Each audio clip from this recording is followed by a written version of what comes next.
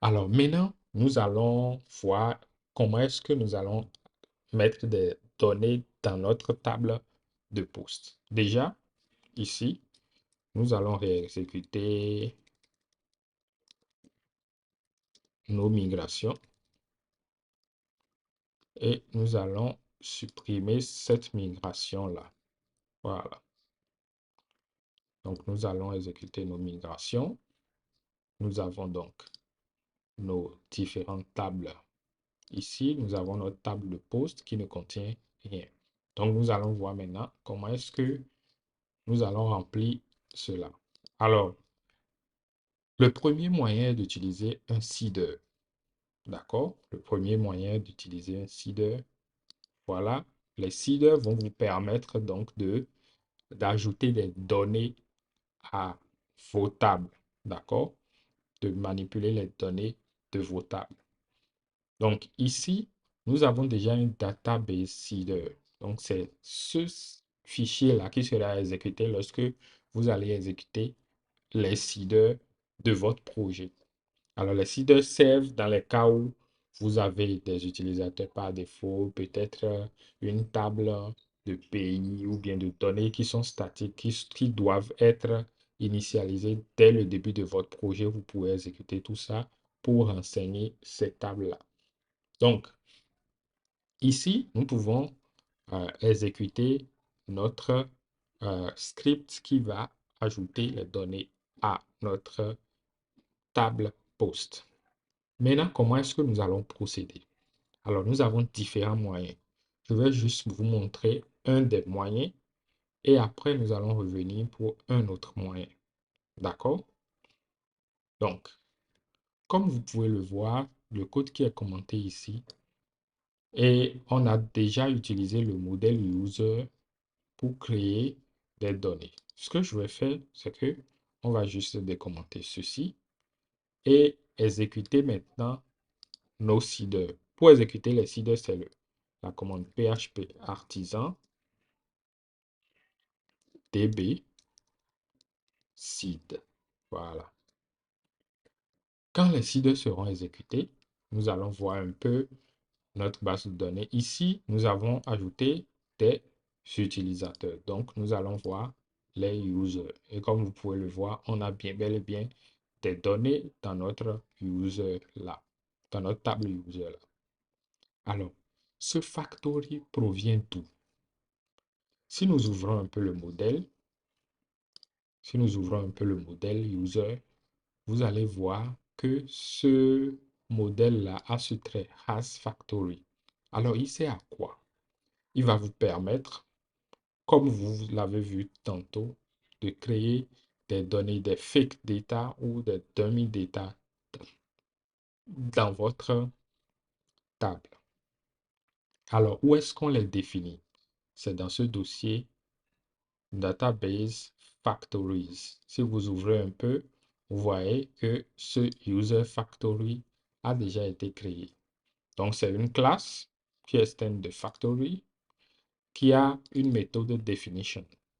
Et dans cette méthode-là, vous allez définir maintenant toutes les données qui seront ajoutées à votre table. Et c'est ce qui a été fait là. Avec le nombre qui est mis ici, on définit le nombre d'enregistrements qui sera fait.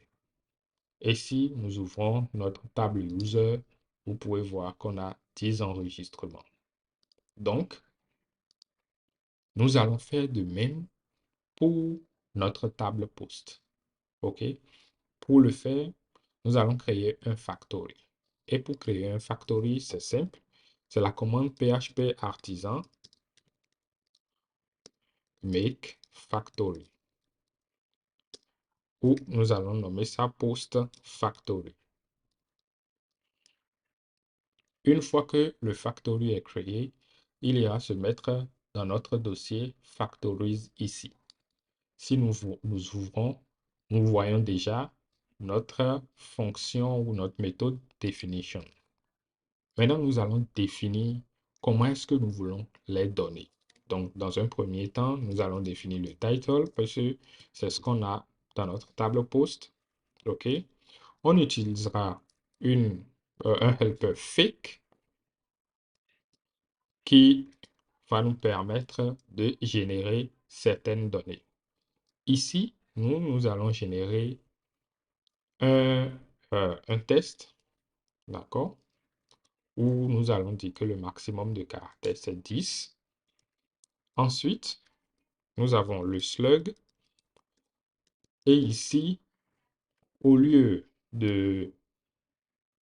d'utiliser le faker, c'est-à-dire nous avons ceci, le faker slug, au lieu de l'utiliser, nous allons plutôt procéder autrement parce que nous voulons que le slug soit effectivement la version slug de notre title. Donc, nous allons recueillir ceci, d'accord, dans une variable. Et là, nous allons utiliser notre helper str, OK? Et là, nous allons appliquer notre slug dessus. Ensuite, nous avons notre content.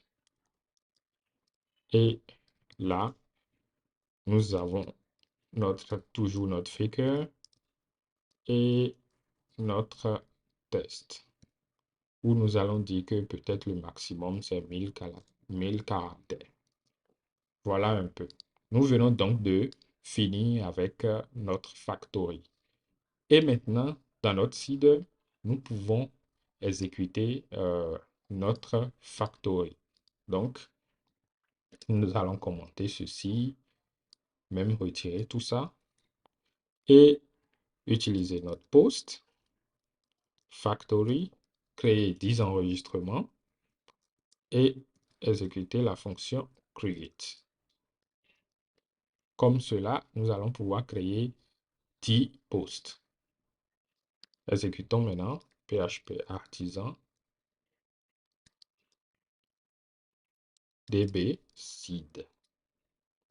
Une fois que le seed est fait, nous allons voir en base de données ce que ça va donner. Et nous avons effectivement 10 enregistrements de données. Maintenant, si nous nous rendons dans notre navigateur, nous voyons nos 10 enregistrements là. Alors, nous allons réduire un peu ceci. D'accord? Nous n'allons pas afficher tout le contenu à chaque fois là. Donc, ce que nous allons faire, c'est que je vais fermer tout ça. Voilà. Réouvrir notre fichier post contrôleur. Voilà. Ouvrir notre index et changer un peu tout ce que nous avons ici. Donc, dans un premier temps, nos données qui proviennent de la base de données sont représentées par des objets. Donc, nous allons changer un peu ce que nous avons ici parce que ce post-là est représenté par un objet. Donc, nous allons faire post et nous allons récupérer l'ID. Ici, nous n'avons plus besoin de ça puisque maintenant, nous avons directement notre slug disponible. Donc, pareil pour ici, le titre et là, notre content. Voilà. Maintenant, la particularité, c'est qu'on veut réduire un peu notre content.